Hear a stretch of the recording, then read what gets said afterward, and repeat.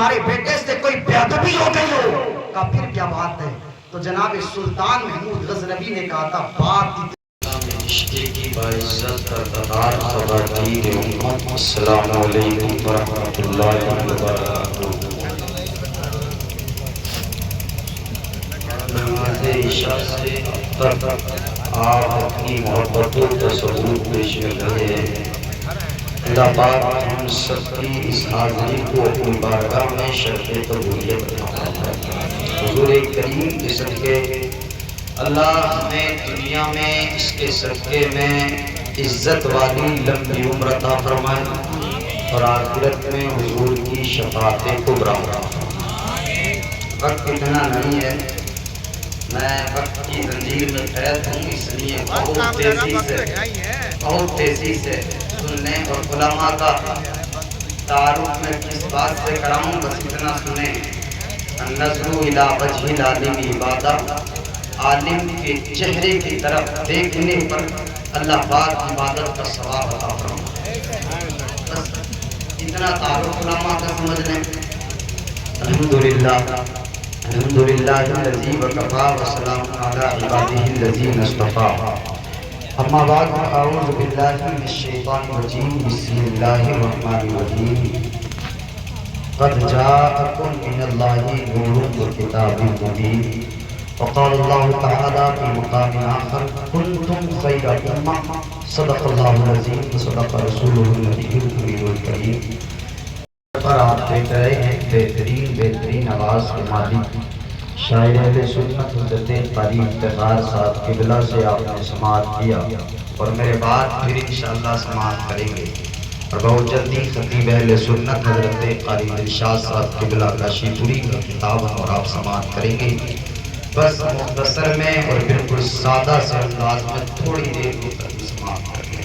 ایک شاعر نے کہا مفلس مزے میں ہے نہ تبنگر مزے میں ہے، مفلس مزے میں ہے نہ تبنگر مزے میں ہے، سچ یہ ہے کہ مصطفیٰ کا قلندر مزے میں ہے۔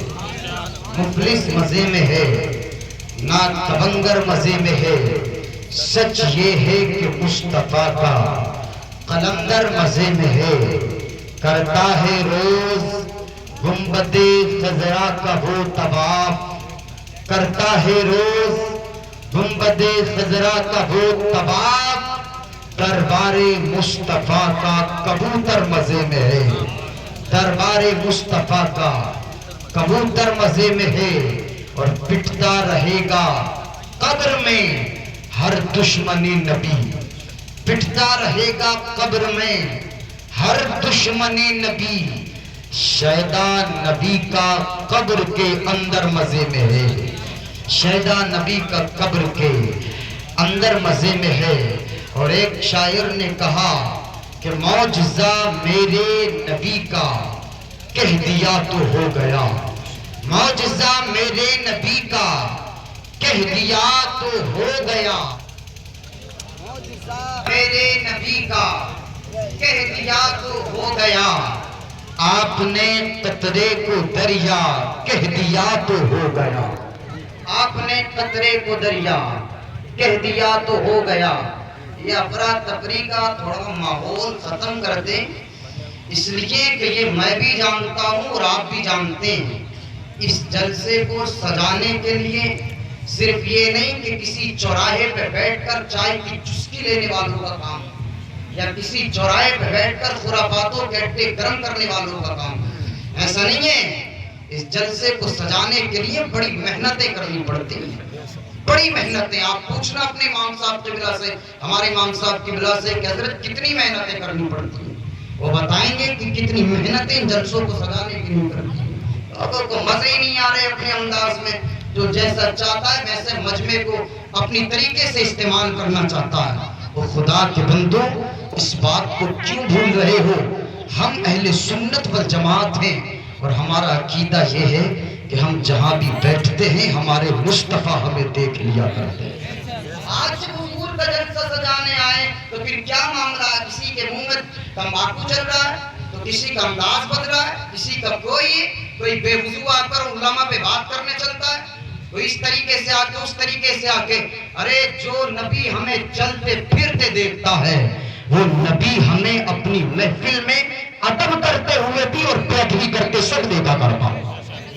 اس بات کو ذہن میں اور میں سمجھتا ہوں اگر ہر آدمی اس بات کو سجا لے, صرف زبانوں تک نہیں رہنے دے کہ ہمارے نبی ہمیں دیکھ رہے ہیں, اپنے عمل میں بھی اتار لے کہ مصطفیٰ ہمیں دیکھ رہے ہیں, تو پھر کوئی انسان مصطفیٰ کے جلسے میں بیٹھ کر اپنے منہ میں گٹکا کھاتے نظر نہیں آئے گا, کوئی بے وضو حضور کے جلسے میں نہیں آئے گا, کوئی جلسے میں آ کر اپنی جاہلانہ گفتگو کو عالموں کی علم کی گفتگو پر فوقیت نہیں دے گا. کوئی اگر اس بات کو سمجھ لے کہ نبی ہمیں دیکھ رہے ہیں تو آنے کے بعد اپنے سامنے کسی عالم کو حقیر نہیں سمجھے گا.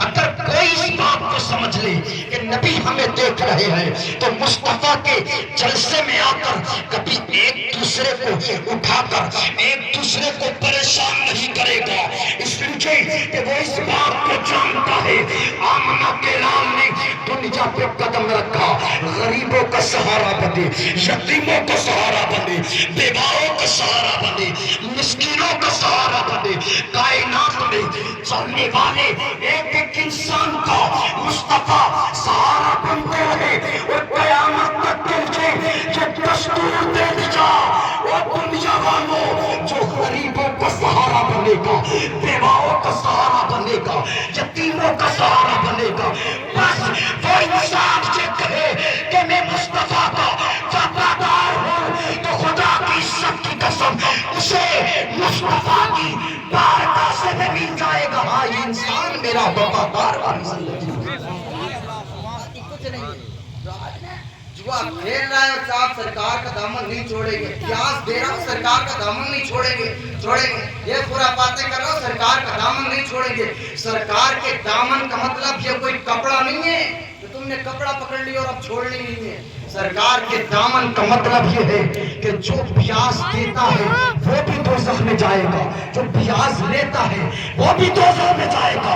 اب پڑھ کتنی نمازیں پڑھے گا, اب رکھ کتنے روزے رکھے گا, ارے جو میرے مصطفیٰ نے فرما دیا کیوں پلٹ رہا ہے اور کیا سمجھ رہا ہے, تیری دولت کی کوئی حیثیت نہیں مصطفیٰ کے سامنے, تیری عزت کی کوئی حیثیت نہیں مصطفیٰ کے قول کے سامنے. اس لیے میں کہتا ہوں یہ پیاس دینے والے, یہ پیاس لینے والے, یہ علماء کو حقیق سمجھنے والے, یہ مصطفیٰ کے ان جلسوں کا عزت و پامال کرنے والے, یہ سب کچھ ہو سکتے ہیں. امیر یہ ہو سکتے ہیں, مالدار یہ ہو سکتے ہیں, بادشاہ یہ ہو سکتے ہیں, پردھان یہ ہو سکتے ہیں, منتری یہ ہو سکتے ہیں, یہ سب کچھ ہو سکتے ہیں, مگر مصطفیٰ کا وفادار امتی کبھی نہیں ہو سکتے. سب کچھ بن سکتے ہیں مگر مصطفیٰ کا وفادار کام. اجی صاحب سب چیخ رہے نبی ہمارے نبی ہمارے. کمال یہ نہیں کہ نبی ہمارے, کمال یہ ہے کہ مصطفیٰ کہتے کہ ہاں یہ میرا. یہ ہے قسمتوں کی میرا پھر ہے شان اور عظمتوں کی میرا. بات اگر یہاں تک اب سمجھ میں آ گئی تو بس ایک بات مجھے احمد مصطفیٰ کی کرنی, اس لیے کہ مکمل کتاب ہم طالب ارشاد صاحب کا سنیں گے ادب کے تعلق سے. جب میں نے بتا ہی دیا آپ جہاں بھی جائیں تو خدا کے لیے باوضو ہو کر کے حضور کے دل سے جایا کریں, اس کا فیض ملتا ہے. حضرت سلطان محمود غزنوی کو کون نہیں جانتا؟ علماء کی توجہ چاہو ایک لمحے کے لیے. سلطان محمود غزنوی کو کون نہیں جانتا؟ ان کے دربار میں رہتے تھے جن کو جناب ایاز کہا جاتا تھا. ایاز ان کے ایک بیٹے تھے جن کا نام تھا محمد. محبت سے کہتے ہیں سبحان اللہ. بچوں کا نام محمد رکھا کرو, اس محمد نام سے برکتیں ملا کرتی ہیں. نام اچھے رکھا کرو بچوں کے, اس نام سے برکتیں ملا کرتی ہیں. فرمائے نام تھا محمد ایاز کے بیٹے کا. اب سلطان محمود غزنوی ایاز کے بیٹے کو بلاتے تو فرماتے او محمد ذرا یہاں تشریف لائیے, یہاں آئیے. ایک دن کی بات سلطان محمود غزنوی کہتے ہیں اے ایاز کے بیٹے یہاں آؤ. انہوں نے محمد نام ہی نہیں لیا اپنی زبان سے. اب جب نام نہیں لیا تو ایاز کے بیٹے جو تھے وہ تڑپ گئے اور تڑپ کے اپنے باپ سے کہنے لگے ابا آج کیا ہو گیا کہ آج بادشاہ نے میرا نام نہیں لیا, مجھے نام لے کے نہیں پکارا. جناب ایاز پہنچ کے کہتے ہیں بادشاہ کیا بات ہے, کیا میرے بیٹے سے کوئی گستاخی ہو گئی ہے؟ جو آج تم نے میرے لال کا، میرے لگتے جگر کا نام نہیں لیا، آپ اپنے دلوں پہ نوٹ کریں، اپنے اسلاف کی تاریخ پڑھ کے دیکھیں کہ ہمارے بزرگوں کی شان کیا تھی۔ جناب سلطان محمود غزنوی نے جواب دیا تھا، ایاز بات یہ نہیں کہ کوئی گستاخی ہو گئی ہو، بات یہ نہیں کہ تمہارے بیٹے سے کوئی بے ادبی ہو گئی ہو، کہا پھر کیا بات ہے؟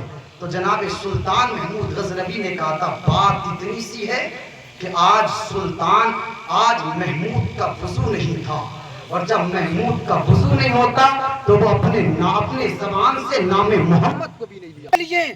اس کے کمالات بدل جاتے ہیں، اس کی عظمتیں بدلتی ہیں، اور بات جب یہاں آ گئی، بس 10 منٹ کا ٹائم اور ہے میرے پاس، بات جب یہاں آ گئی تو ایک حدیث اور سناؤں۔ آج مسجدوں میں جا کر 5 وقت کی نماز کیا پڑھ لی، اپنے آپ کو سمجھنے لگا کہ اس نے گویا جنت خرید لی ہے۔ آج ایک حج کیا کر آیا، اپنے آپ کو سمجھتا ہے کہ گویا اس تو جنت کا مالک بن گیا ہے۔ آج تھوڑے سے اس نے نیک اعمال کیا کر لیے، اپنے آپ کو سمجھتا ہے بڑے کمال والا بن گیا۔ مگر آؤ میرے مصطفیٰ کی حدیث سنو، میرے کریم آقا فرماتے ہیں کل قیامت میں اللہ کی بارگاہ میں ایک سخی کو حاضر کیا جائے گا، میرا رب فرمائے گا اس سخی کو پکڑو، موکبل عزیز کے دوزخ میں ڈال دو۔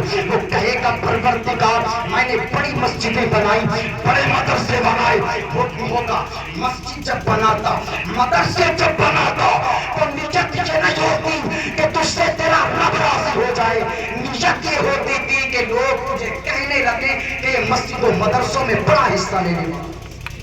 حکم ہوگا ایسے لوگوں جن کی نیتیں ہوتی ہیں مسجد میں پیسہ دیتے وقت کہ لوگ کہیں کہ بڑا حصہ لینے والا ہے، ایسے لوگوں کا حصہ ہی ہے دوزخ ملے گا۔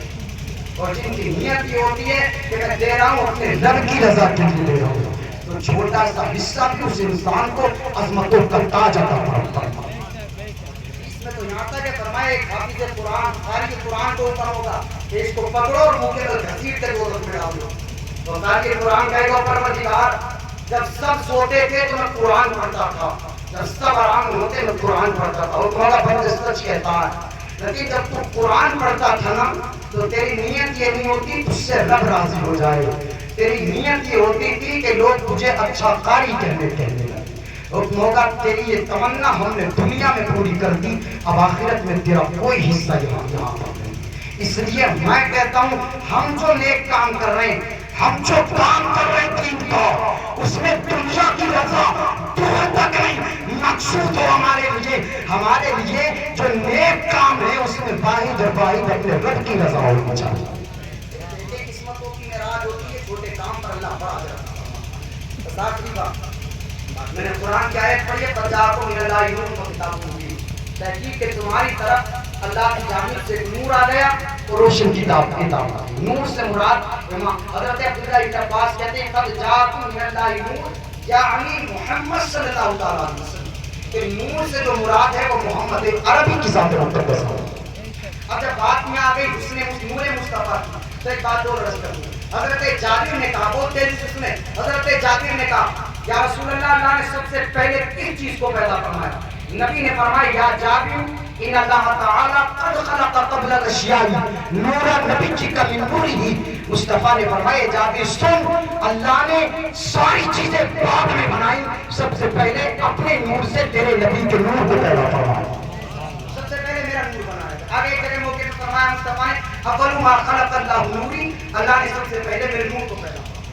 حضرت عبداللہ ابن عباس کہتے ہیں مصطفیٰ کی شان حسن کے تعلق سے اذا تکلم رؤیا النور یخرج من بین ثنایاہ، کہ جب سرکار کریم علیہ الصلوۃ والسلام بولتے تھے تو آپ کے دندان مبارک سے نور کی شعاع نکلا کرتی تھی، کہ حضور کے نور کا نور ڈالا۔ ایک جگہ فرمایا صحیح کا رسول اللہ صلی اللہ علیہ وسلم یتلقلع فی الجبر، جب سرکار ہنستے تھے تو مصطفیٰ کے منہ سے اتنا نور نکلتا تھا کہ قریب کی جو دیواریں ہوتی تھی وہ دیواریں روشن ہو جایا کرتی۔ مصطفیٰ کریم کے حسن کی شان ہے، اور کیا بتائے گا حسن مصطفیٰ کے تعلق سے۔ حضرت سیدنا ابو ہریرہ سے پوچھا سرکار کی کیسے دکھتے تھے؟ فرماتے ما رأیت شیئا احسن من رسول اللہ صلی اللہ تعالی علیہ وسلم کأن الشمس تجری فی وجہہ، کہتے ہیں میں نے تو حضور سے زیادہ حسین کسی کو دیکھا ہی نہیں۔ فرمایا کیسے حسین تھے؟ کہتے ہیں لگتا ہے جیسے سورج ہے جو میرے مصطفیٰ کے چہرے میں تیر رہا ایسا چہرہ حسین تھا. مرائے کائنات حضرت علی سے پوچھا آقا کے تعلق سے. حضرت علی کہتے ہیں لم ارا قبلہ ولا بعدہ مثلہ صلی اللہ تعالیٰ علیہ وسلم. میں نے حضور سے پہلے اور حضور کے بعد بھی کسی کو بھی حضور کی طرح خوبصورت نہیں دیکھا. شاخ نے کریم کی ہے. یہ عظمت ہے. کوئی قصہ تو بیان نہیں کر رہا. حضور کریم کے صحابہ کے اطوال بیان کرتا ہے. اس لیے بہت محبتوں کے ساتھ گزارش کروں گا آپ سے, بہت محبتوں کے ساتھ. آنے والا خطیب ہے ہماری بستی میں غالباً پہلی یا دوسری جو بھی حاضر ہو گئے آنے والا جو آیا ہے وہ ہماری بستی سے ایک اچھا پیغام لے کر جانا چاہتا ہے کہ وہاں کے لوگ بڑی محبتوں سے سننے والے. اور پھر کیوں نہ سنے, میں یا وہ اپنے باپ کا قصہ چھوڑ سنانے آئے گے یہاں پر. ہر انسان کو حضور کا قصہ سنانے کے لیے اور ہر انسان پہ ضروری ہے کہ حضور کی شان کو ادب کے ساتھ سنے, محبتوں کے ساتھ سنے, پیار کے ساتھ سنے. بس 5 منٹ اور رہے, ایک بات اور سنے حضور کے تعلق سے. میرے اور آپ کے کلیم آتا کا نور اللہ نے سب سے پہلے بنایا. پھر اس نور کو جہاں گھر میں چاہ رکھا, پھر حضرت آدم کی پشت میں رکھا تھا. پشت میں جلوے نظر آتے تھے آدم کی پیشانی سے, اتنا چمکدار نور تھا. پھر اللہ نے پاک پشتوں سے پاک رحموں میں منتقل کیا, یہاں تک کہ وہ نور سجدہ طیبہ حضرت آمنہ خاتون کے شکم میں پھر مجھے پکڑا. رجب کا مہینہ, رجب المرجب, اسے کوڑے کہتے ہیں, کوڑے کا مہینہ وہ والا مہینہ تھا. جمعے کی رات تھی. حضور کا نور ماتے شکم میں جلوہ گر ہو گیا. فرماتے کمال یہ تھا کہ جس رات حضور کا نور ماتے شکم میں آیا نا, اس رات میرے اللہ نے رضوان کو حکم دیا. کون رضوان؟ جو جنت کے رضوان ہیں انہیں حکم دیا. اور رضوان جنت کے سارے دروازے کھول دے. کہا بولا کیا حکم ہے؟ کہا کھول کے سب میں خوشبوئیں لٹا دو. کہا بولا آج کیا معاملہ ہے؟ حکم ہوتا ہے رضوان آج ہم نے اپنے حبیب کے نور کو ان کی ماں کے شکم میں جلوہ افروز اور موقع کر دیا. کیا خوشیاں ہیں؟ حکم ہوتا ہے داروغہ, جناب مالک دوزخ کے داروغہ کو حکم ہوتا ہے دوزخ کے سارے دروازے بند کر دیں. کہا بولا آج کیوں حکم ہے؟ اس لیے کہ آج ہم نے اپنے حبیب کو اس کی ماں کے شکم میں جلوہ کر دیا. کیسی تیاریاں ہوئی؟ کہ میرا رب فرماتا ہو کہ بھائی سدرا سے اٹھ اور اٹھ کر 1,00,000 فرشتوں کی جماعت ساتھ میں لے لے اور زمین پہ پھیل جاؤ, آسمانوں پہ پھیلو اور سب سے کہو وہ چرند تجھے مبارک, وہ پرند تجھے مبارک, وہ ذرے ذرے قطرے قطرے انسانوں حیوانوں تمہیں سب کو مبارک ہو. کس چیز کی مبارک؟ اس چیز کی مبارک کہ آج نبیوں کا سلطان ماں کے شکم میں جلوہ افروز ہو چکا ہے. اور آج جو بھیڑیے یہ کہتے ہیں عقل کے اندھے کہ حضور میری طرح, ذرا پوچھنا تو صحیح کہ جب وہ پیدا ہوئے تھے تو کس نے کچھ کر دیا؟ جب وہ آئے تھے تو وہ آئے کیا؟ وہ خود بھی ناپاک آئے, ماں کو بھی ناپاک کر دیا, جس زمین پہ آئے اس ٹکڑے کو بھی ناپاک کر دیا. مصطفیٰ وہ ہیں جو آئے تو خود بھی پاک, ماں بھی پاک. وہ جب زمین پہ قدم رکھا تو فرمایا اللہ نے میرے قدموں سے صرف اتنا حصہ نہیں بلکہ میرے مولا نے آج میرے قدموں سے پوری زمین کو پاک بنا کر کے رکھا. بہرحال یہ نور چلا, حضور کریم کی امی کے پاس آیا. فرماتے بھائی رات کی جمعے کی رات رجب کا مہینہ, اللہ نے قریش کے جو جانور تھے مکے اللہ نے انہیں زبان عطا فرمائی, وہ اپنی زبانوں سے بولنے لگے. تو ایک جانور دوسرے سے کہتا تھا اے تجھے مبارک ہو, کہتا کائے کی مبارک بات, تجھے مبارک ہو آج حبیب کائنات اپنی ماں کی شکم میں جلوہ افروز ہو چکا ہے.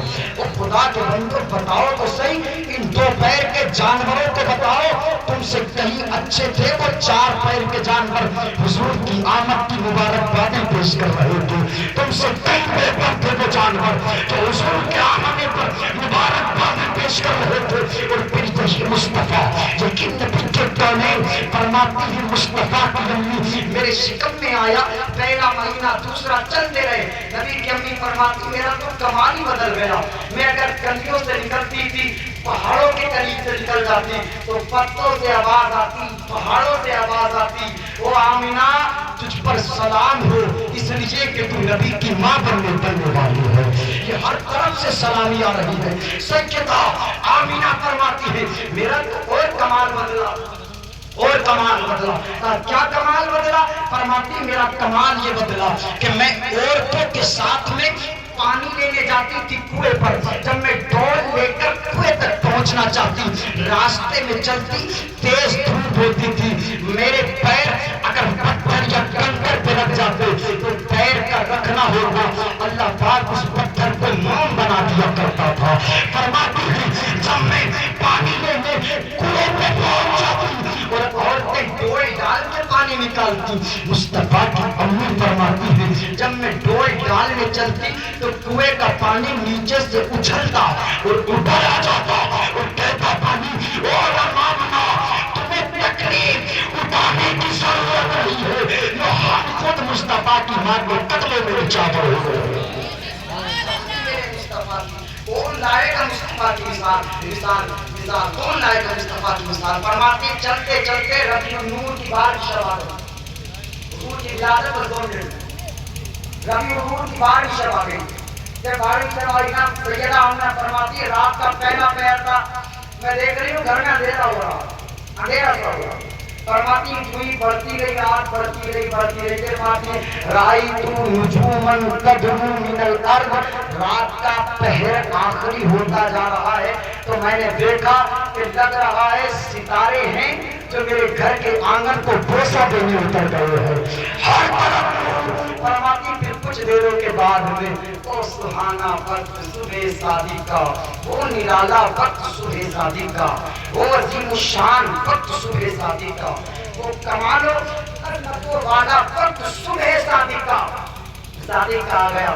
فرماتی ہوں بستر پہ لیٹی ہوں، اچانک آواز آ رہی ہے اظہر یا سید المرسلین، اظہر یا خاتم النبیین، اظہر یا رحمت للعالمین، اظہر یا امام المرسلین. اور نبیوں کے امام تشریف لے آؤ، رسولوں کے امام تشریف لے آؤ، خاتم پیغمبر تشریف لے آؤ. آمینہ فرماتی کچھ لمحوں کے بعد خرجا منی نور، میرے جسم سے ایک نور نکلا، میرے بیٹے کی شکل میں نور آیا. فرماتی پھر میں نے جب میرا بیٹا دنیا میں آ گیا، فرماتی میں نے نگاہ اٹھا کر دیکھا تو معاملہ یہ تھا ابھی تو گھر کا آنگن نظر نہیں آ رہا. میرا لال کیا آیا، میں نے اپنے مکان میں بیٹھے بیٹھے ملک شام کے محلات دیکھ لیے، شام کو دیکھا. پھر فرماتی ہے میں نے کعبے پہ نظر ڈالی تو کعبے کی چھت پہ جھنڈا دیکھا، مشرق کی طرف نظر ڈالی تو حدود مشرق میں جھنڈا دیکھا، مغرب میں نظر ڈالی تو مغرب کی حد پہ جھنڈا دیکھا. ارے وہ مصطفیٰ فرماتی ہے آمنہ جدھر جدھر نظر ادھر کے پردے اٹھتے گئے. فرماتے ہیں کہ یہ سب مصطفیٰ کے نور کے صدقے میں آمنہ دیکھ رہی تھی. ارے جو آمنہ حضور کے نور کے صدقے میں اتنے دور تک کا دیکھ لیتی ہو، کیا وہ حضور آج مدینے میں لیٹ کر ہم غلاموں کو نہیں دیکھ رہے ہوں گے، ضرور دیکھ رہے ہوں گے. جب اور دیکھ سکتے ہیں تو مصطفیٰ بدر سے ہوگا اپنے غلاموں کو، جہاں بھی مصطفیٰ ہو اپنے غلاموں کو اپنے ہاتھ پر ہتھیلی کی طرح محسوس فرما لیا کرتا. بس میرا وقت پورا ہو گیا. ایک نقطہ آخرکار حضرت سیدہ آمنہ کو ملک شام ہی کیوں دکھائے گئے؟ اور بھی علاقے تھے وہ دکھا دیے جاتے، حضور کی آمد پر صرف شام کا علاقہ کیوں دکھایا؟ یہاں نظر اٹھائیں تو ملک شام تک جائیں. یہ بڑا اہم مقتضا کا ذکر. دراصل بات یہ مصطفیٰ کی ایک اور حدیث ہے. سرکار فرماتے ہیں کل حشر کا میدان جو ہوتا ہوا وہ شام کی زمین پر ہوگا. ملک شام میں حشر کا میدان جو برپا ہونے والا ہے جہاں سب کے ساتھ، وہ زمین ملک شام کی ہوگی. اور حضور کی آمد پر ملک شام کو روشن کر کے بتا دیا گیا وہ یہ وہ محبوب ہے کہ جس کے صدقے میں یہ جہان بھی روشن ہے، ساتھ میں آنے والا جہان بھی روشن ہے. کبھی تو بریلی کے قلمدر نے جھوم کر کہا سنتے ہیں کہ محشر میں صرف ان کی رسائی ہے، در ان کی رسائی ہے، یہ جب تو بنائی ہے مطلب میں کیا شک تھا، واللہ رضا اللہ، صرف ان کی رسائی ہے، صرف ان کی رسائی۔ اب ایک بار ہم سب مل کر کے پڑھیں الصلاۃ والسلام علیکہ یا رسول اللہ، الصلاۃ والسلام علیکہ یا نبی اللہ۔ زندگی کے ہیں دو جہاں، ایک یہ جہاں ایک وہ جہاں، ان دو جہاں کے درمیان بس فاصلہ ہے ایک سانس کا، جو چل رہی تو یہ جہاں، جو رک گئی تو وہ جہاں۔ تو پھر کرنا کیا چاہیے انسان کو؟ سانسوں کی اس مالا میں موتی پرولو دنود کا، سانسوں کی اس مالا میں رس گھولو عشق رسول کا، پھر یہ جہاں کہ وہ جہاں ساتھ ہوں گے محبوب دو جہاں۔ آمین باخر دعوانا۔